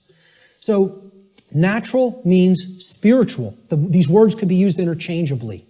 So when I'm talking about natural law, I mean spiritual law. Unseen spiritual laws. But overall, the dictionary definition of natural is it's inherent to nature and it's not made by man. The word law the definition is an existing condition which is both binding and immutable. So let's look at each one of these words. Existing. It means that it is present. It is present. Okay? It cannot be just ignored and expected that, well, that doesn't make it true and it's not going to have an effect. It's there. It's present. That's why it's a law, that it's in operation, that is in operation. It is binding. Binding means it has an effect. It means it doesn't matter whether you believe that it has an effect. It doesn't matter whether you understand that it has an effect. It doesn't care. And this is another big hammer to the ego. The human ego wants to hear what it wants to hear. One of the things it wants to hear is, the universe cares about you. Personally. It cares about John. It cares about Bob. It cares about Mary. It cares about Elizabeth, whatever. Okay? It cares about you individually as a being. Now, you could go so far as to say you believe that the creator of the universe cares about you. I'm not denying anybody or saying don't think that. What I'm saying is that the laws of the universe don't care about you. Laws have been created in this realm that work flawlessly. 100% of the time, flawlessly. Let me ask people to envision this scenario to try to clarify this. A couple are on a picnic. They're out in a state forest or something like that. They're on a picnic. About 50 yards away from where they're at, okay, there's a pretty tall cliff, maybe about 200 feet. Okay, and it ends in some jagged rocks. They brought their 2-year-old child on the picnic with them. They unfold the blanket, take out the picnic basket, they're having their picnic. Maybe passions got heated and the husband and wife were, making out a little bit. Their kid, 2-year-old daughter, in her nice Sunday sundress or whatever, wanders off, gets to the edge of that cliff. Will gravity care if that girl goes over the edge? No. Will gravity allow her to go over the edge? Yes, it will. Gravity is not going to say, this girl doesn't understand this law, and she'll die if she goes over that edge. She's innocent. She's nescient even. Not even ignorant. Innocent and nescient. Will that law still have an effect? You damn better well believe it will. And so does natural law in the same way. It doesn't care whether you don't know. It doesn't care whether you're nescient or ignorant. It's in effect, it's binding, and it is immutable. Immutable means that nothing you can ever do can ever change it. It is in effect eternally. Because man didn't put it into effect. You know who put it into effect? The creator of the universe put it into effect. And I don't really care what you think of that force as. You could think of it as an impersonal force. You could think of it as the man with the beard. You could think of it as this remote control. I don't really care what you think of it as. Personally, that's none of my business. But you know what? If you think of it that it's man that makes the laws, then I have a problem. Because man doesn't make these laws I'm talking about. The creator of the universe set these laws into motion, put them into effect, and they bind you. You and I are bound by these laws, whether we like it or not, whether we accept it or not, whether we understand it or not. They're in effect, And you are already creating the reality that we are experiencing based upon interaction with these unseen laws. Already. You're already doing it. You can never not be doing it. That's an impossibility. Okay? You're always creating, co-creating in harmony, in cooperation, I should say. Whether it's in harmony or opposition is a different story. In cooperation with these spiritual laws that I'm going to talk about. You are already creating in cooperation with them and can never not do so as long as you exist in the physical domain. Okay? So that's what the simple definitions that we're working forward with. Natural law doesn't mean anything other than this. That's it. It means, so let's put them together. Inherent, existing conditions. Conditions that exist in nature, which are both binding and immutable. They have an effect whether they're understood or not, and they cannot be changed. So what would be our requirement of knowledge here? What do you think should be done? If we are always working with these, do you think we're going to create something that is wise to create, that is good, that is in alignment with what we say we want, if we don't know how these laws operate? You know what's going to be created? A mess. Total chaos. Something you don't want. Something that leads to enormous suffering, which is where we're at. If, on the other hand, you have that knowledge of how these things work, then you align your behavior to them, you're going to create a whole new different ballgame. And then you're going to not have self-inflicted suffering. Okay? That's what this is all about. So let's give a working definition. This is what I call the soundbite, right? People say, well, tell me what natural law is, Mark. You have a few days? Maybe a large portion of the day like we're going to cover today. Maybe. Some people will get it.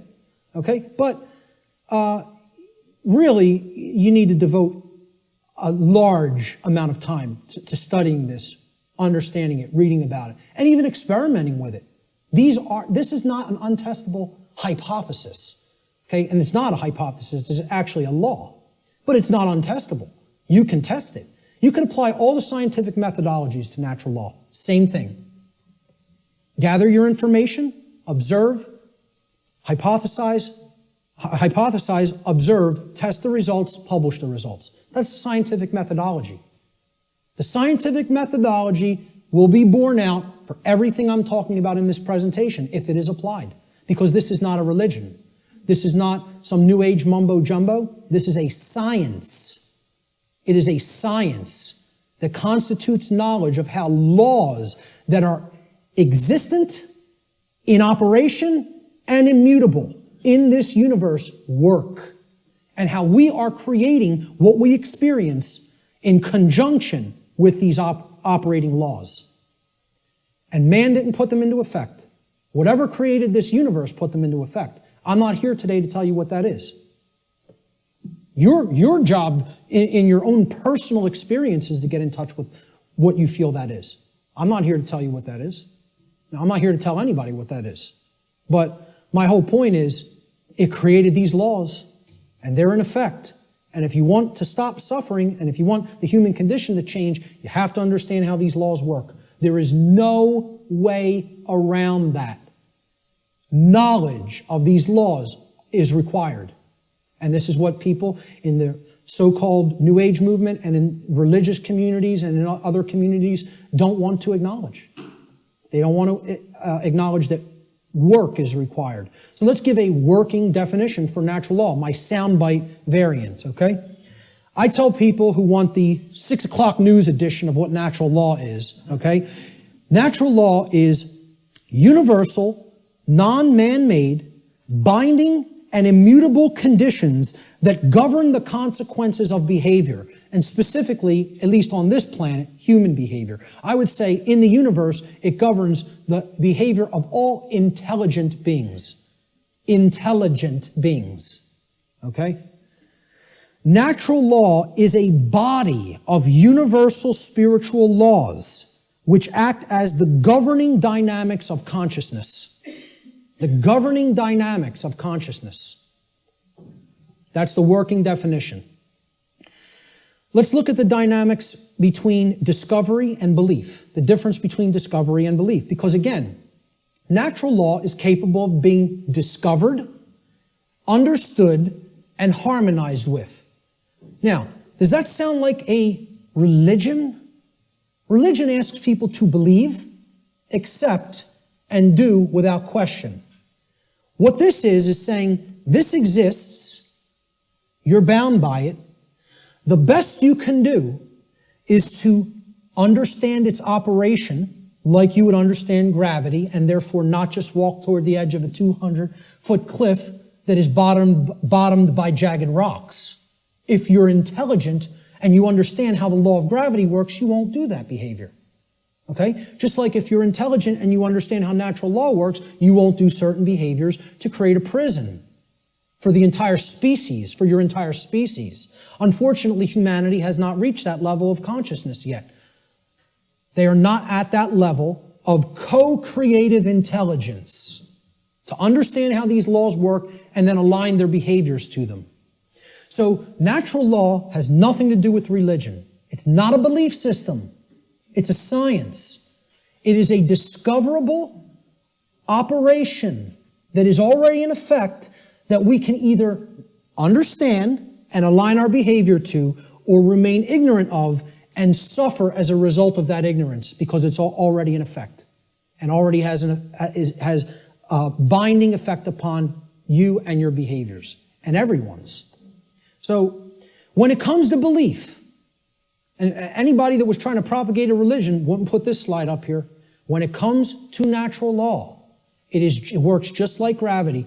So the clown that's going to jump over the cliff saying, I don't believe in gravity, what's going to happen? Down he goes. Because belief is irrelevant. Because natural law does not care about you.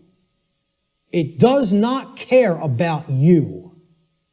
It is in effect, no matter what you do, deal with it. And people don't want to hear that. And I recognize this. I recognize I'm not telling anybody anything they want to hear.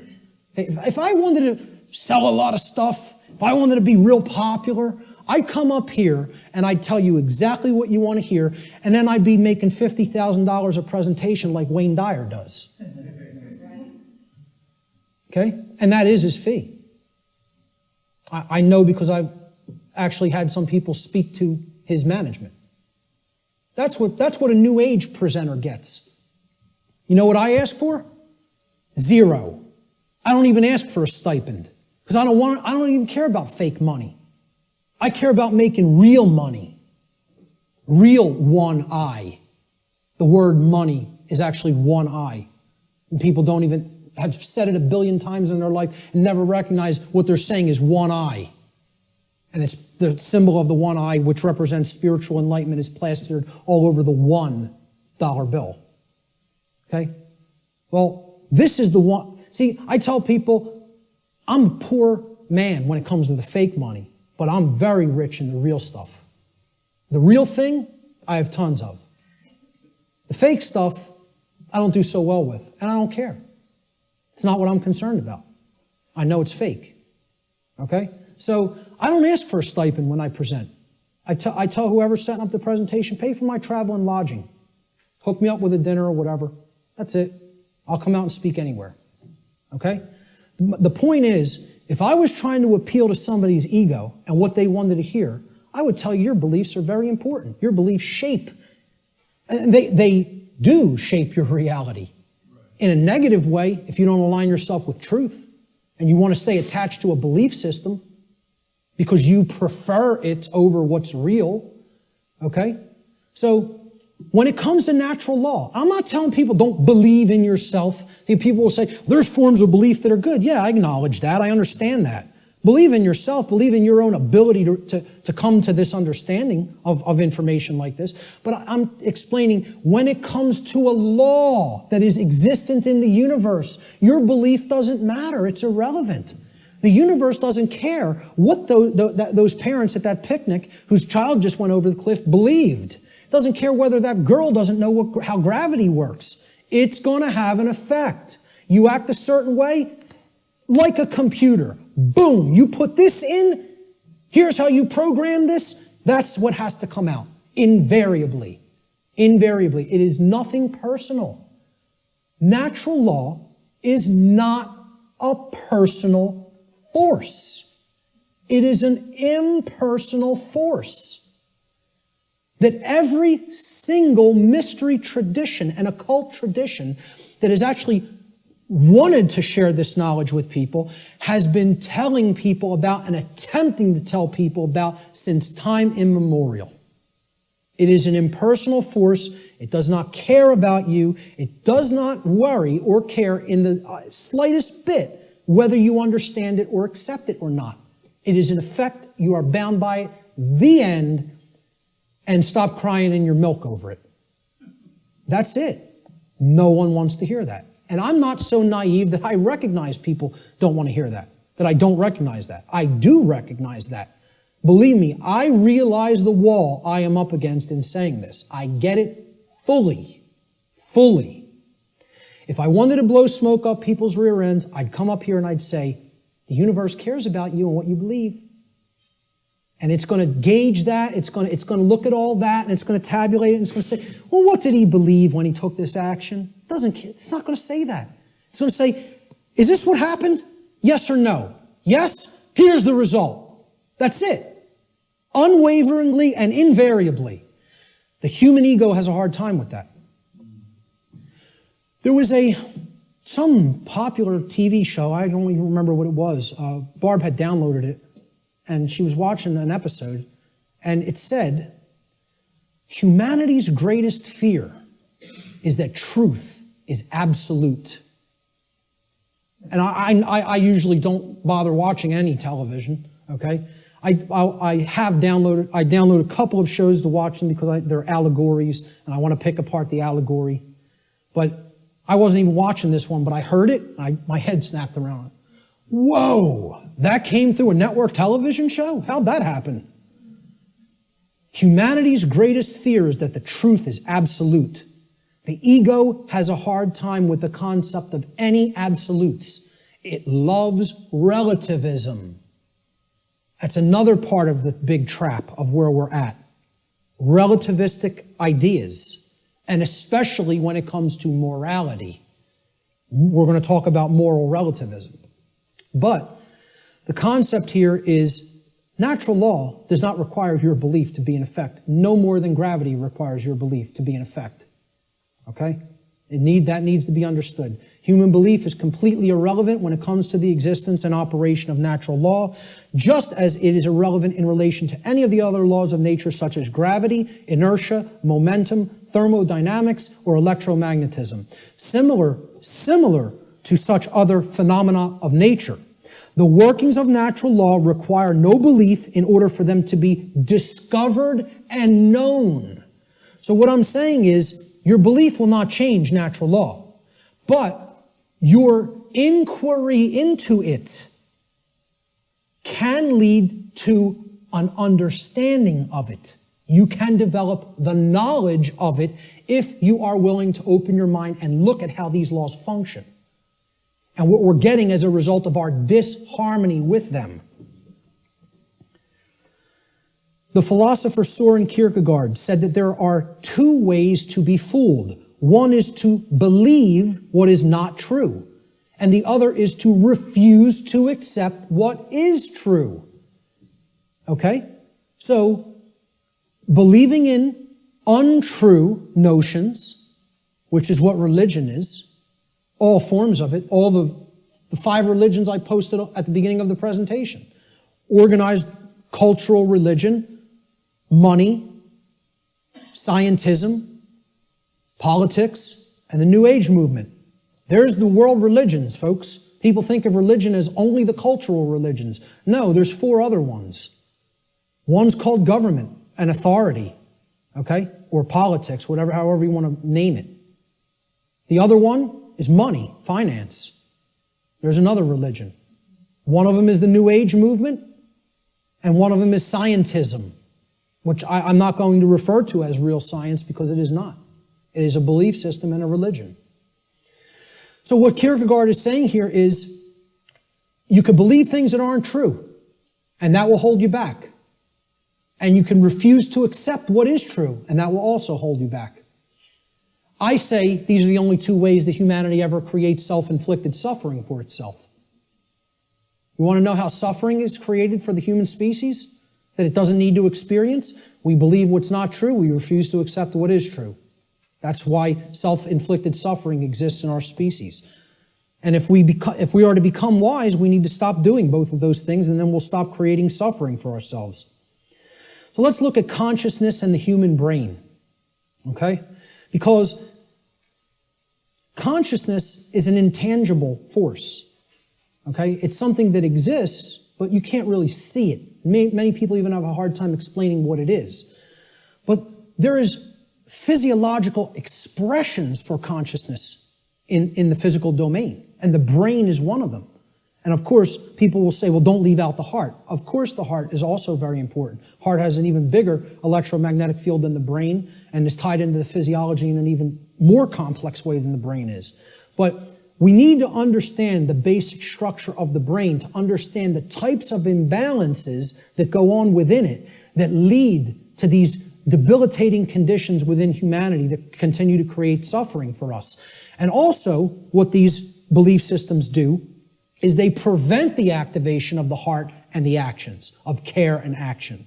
Not only do they prevent real knowledge from manifesting within the being, they prevent care, and they create apathy, and they create inaction, laziness, inaction, and cowardice, so that we don't actually act and take action based upon what we've come to know. So let's look at how the brain and consciousness actually work. People will also try to give ridiculously overcomplicated and mystified definitions of what consciousness means. And many people are even scared of the term, okay? We have to demystify these terms and bring them down to real simple English and real simple concepts that the average person can grasp, okay? And stop trying to make it more complicated than it is. Being conscious of something, meaning having consciousness of it, is an ability of the being to recognize patterns. Remember, this is all about pattern recognition. To recognize patterns and meaning with respect to events that are taking place or have taken place, okay, both within oneself, okay, in the inner realm, in the lesser realm, the realm of the individuated consciousness, and in the realm in which the self exists and operates, the macrocosm. So let's break it down, right? Ability of a being to recognize patterns and meaning with respect to events taking place within oneself, the microcosm, and in the macrocosmic world, the world at large. And the events taking place is the truth. So it's our ability to accurately perceive truth of what has happened and what is happening. That's consciousness. That's consciousness. And it's made way overly complicated by people. It's mostly made overly complicated in the New Age movement, again, which I can't stress enough how big of a deception it is. For people, really have to go and check out my work on the New Age deception. Okay? It's on my website. It's in the video section, and it's in the podcast section. And it's a 7-hour presentation. But I'm telling you, it will be as worthwhile for you to check out as this seminar. So that's what consciousness is. Now, how does consciousness express? There's a difference between what it is and how it expresses in our life. Consciousness expresses. I ask people, just tell me, what are the ways you could ever make yourself known to any other being? How can any other being come to know who you are in this incarnation, in this physical manifestation? How could they possibly come to know you? How could you manifest yourself or make yourself known to them? And there's only 3 ways: thoughts, emotions, and actions. Okay? And I would say speech falls into the line of the combination of thoughts and emotions. And speech is also a form of action. I'm using force to, make the air flow over my vocal cords to make sounds come out so that you can hear what the concepts I'm trying to express. So it is a form of action. And it derives from what we have thought up to this point and the emotions that we have, and we could express it through speech. So thought, emotion, and action. Thought you have to look at as the creative force that is the expression for consciousness within the individual. Okay? So it's a neutral force. You don't look at your thoughts as masculine or feminine, do you? But you do look at them as creative forces. In order for anything to manifest in the physical domain, it had to first exist as a thought. This computer, somebody had to envision all the parts, how it works, how it's put together. Okay? This camera equipment, the clothes you're wearing, the seats, everything that exists had to first exist in the realm of thought. Had to. By law. Then it comes into physical manifestation through action. Your emotions are a polarized component, you could look at it as. It is a feminine aspect of consciousness. Because other people don't feel your emotions, they could perceive or sense them. You're the one who's feeling the emotions in your physiology. It's an internal expression. You feel emotions inwardly, inside in the physiology. Hence, this is a feminine expression for consciousness. It is something that is not externalized and put out. It is something that is felt within. So the emotions in the mind-body-spirit connection are the spirit in which we do something. Okay, so that's the feminine force or the spirit. Of course, thoughts are within our mind, hence that's the mind component of the consciousness. Then there's a marriage between them. Okay, so you could look at thoughts as the creative essence, which then blends with or marries to the feminine. Now, see, we're getting into a notion that is taught in many different religious traditions. It's called the Trinity. And I challenge anybody, go and look in any of the trinities that exist, in any of the religions. You can go back to Babylon. You can go to the Indus Valley traditions. You can go to the Egyptian and Cometian traditions, the Christian traditions. Every single religious tradition that is talked of a Trinity, okay, it is always a Father Creator, a sacred feminine figure, okay, of some kind that the Father then impregnates or inseminates in some form. And then from that offspring is born a male child. Always. Okay? What we're talking about here is the Father being the mind, the creative essence. Then the spirit or the emotions being the sacred feminine essence. Okay? Or the Holy Spirit, the emotions. And then the child, the male child, is behavior. It is the active or masculine principle that actually interacts with the physical world to change it. And hence, that is the only way to actually save ourselves. And again, people in religious thinking will immediately attack this and say, you're saying that saving ourselves will not come through faith. Yes, I am. Saving ourselves will only come through action. Action will save humanity. Faith will not do it. So, sorry to again, smash another egoic attachment that people have to religious notions. But these religions are created by the control system. Okay? People don't understand that exoteric Christianity is created by the dark occult, of the ancient dark occult mystery schools. They don't understand where this religion came from because they haven't studied astrotheology. And I'm not telling you there's no good concepts in any religion. I say take all the good concepts and leave the nonsense. Because one of the nonsense is that you need to believe in something to be saved from the current human condition. You don't need to believe in a thing. You need to know the truth.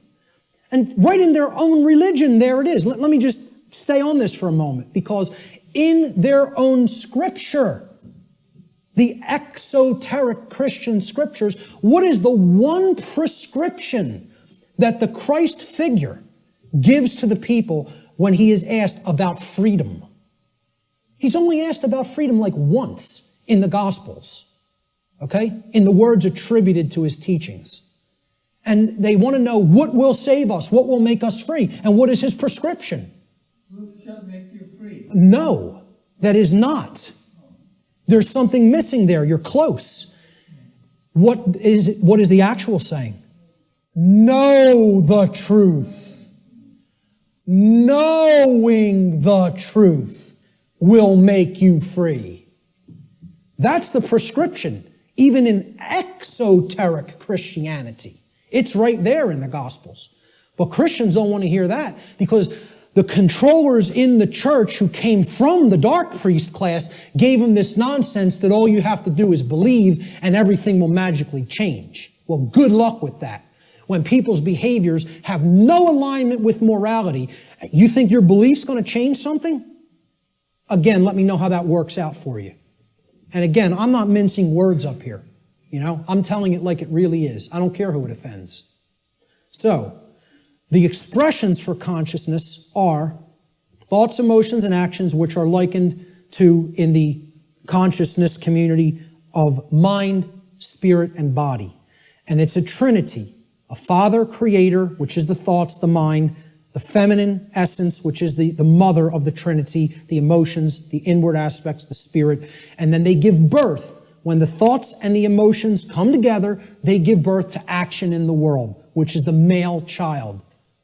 This is very important to understand. I hope everybody is clear. This is our internal trinity, which constitutes the expressions for consciousness. Okay? So let's move on. Yes. Okay, how much time? It is. Okay, we're going to stop right there and take a break. We will resume at 1:15 precisely. Okay, so you want to come in a few minutes early to get settled. I will start again at 1:15 p.m. Thank you, ladies and gentlemen. Thank you.